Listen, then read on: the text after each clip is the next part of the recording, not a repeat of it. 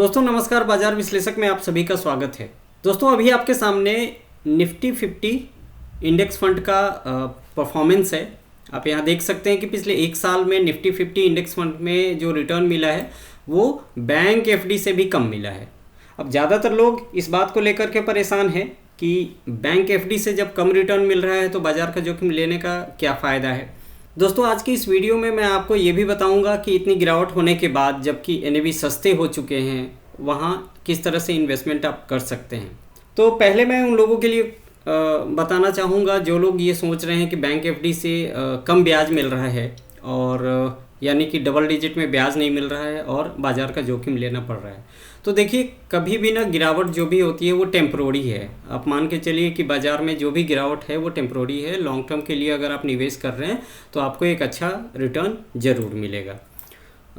आपको याद होगा पिछले जितने भी मैंने इंडेक्स फंड के ऊपर वीडियो बनाए थे सब में एक बात मैंने कहा था कि मिनिमम आपको 5 साल के लिए निवेश करना होगा।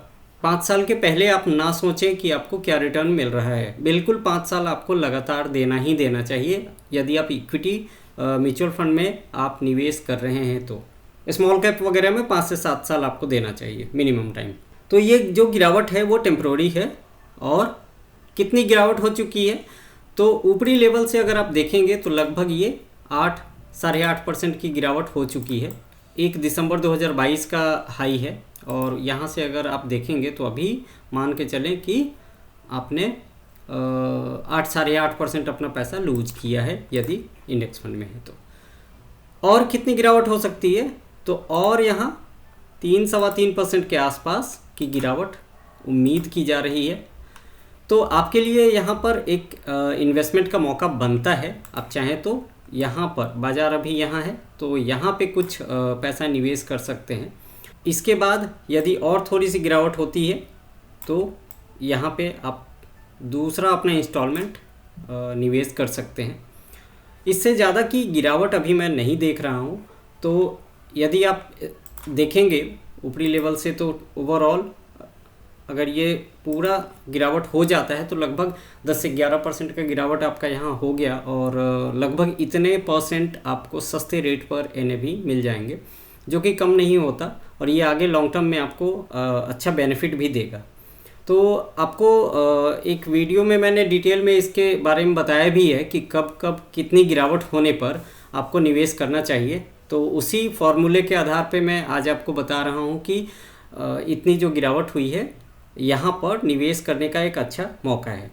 यदि आप एग्जिस्टिंग इन्वेस्टर हैं तो आपका एसआईपी जो चल रहा है आप उसे कंटिन्यू करें। साथ ही साथ लमसम आप निवेश कीजिए और लमसम करने से आपको क्या फ़ायदा होगा वो मैंने बताया कि आपको 7-8% आपको सस्ते रेट पर एनएवी मिलेंगे। नए निवेशक क्या करेंगे? नए निवेशक के लिए मेरी सलाह तो यही रहेगी कि वो अपना एसआईपी स्टार्ट करें जल्द से जल्द। और साथ में चूँकि गिरावट के दौर में उनका इन्वेस्टमेंट स्टार्ट हो रहा है तो यहाँ पर लमसम करने का बहुत ही अच्छा मौका है। यहाँ पर वो स्टार्ट कर सकते हैं। डिटेल में इंडेक्स फंड के बारे में आप जानना चाहते हैं तो इस पर कई वीडियो मैंने बनाए हुए हैं। इंडेक्स फंड से ज़्यादा रिटर्न कमाना चाहते हैं तो इस फॉर्मूले को ज़रूर इस्तेमाल करें। यानी कि जब भी गिरावट हो आप वहाँ अपना लमसम निवेश करते रहें। दोस्तों मार्केट रिस्क के बारे में बात कर लेते हैं। म्यूचुअल फंड में बाजार का जोखिम रहता है। निवेश करने से पहले आपको मार्केट रिस्क को समझ लेना चाहिए। मार्केट रिस्क का मतलब ये नहीं है कि आपका पैसा डूब जाएगा। फंड वैल्यू कम हो सकता है। मान लीजिए कि दिसंबर में किसी व्यक्ति ने यहाँ पर यदि 100 रुपये निवेश किया है तो वो अब 8.32% से उसका पैसा कम हो गया है। यानी कि मान लीजिए कि 92 रुपीज़ रह गया है और यदि अभी निकालेंगे तो लगभग आपको 8 रुपये का नुकसान होगा। इसीलिए कम से कम आपको 5 साल का समय देना चाहिए। तो इस बात का आपको ज़रूर ध्यान रखना है कि यहाँ जो भी निवेश करेंगे बाज़ार में अभी और गिरावट यदि होती है जो कि जैसा कि मेरा मानना है कि 3-3.25% की गिरावट अभी और हो सकती है बाज़ार में यहाँ से, तो आपका पैसा थोड़ा सा कम फंड वैल्यू हो सकता है। इस बात के लिए आप तैयार रहिएगा। इंडेक्स फंड से जुड़ा कोई सवाल हो तो आप पूछ सकते हैं। आपसे फिर मुलाकात होगी एक नए वीडियो में। Thank you.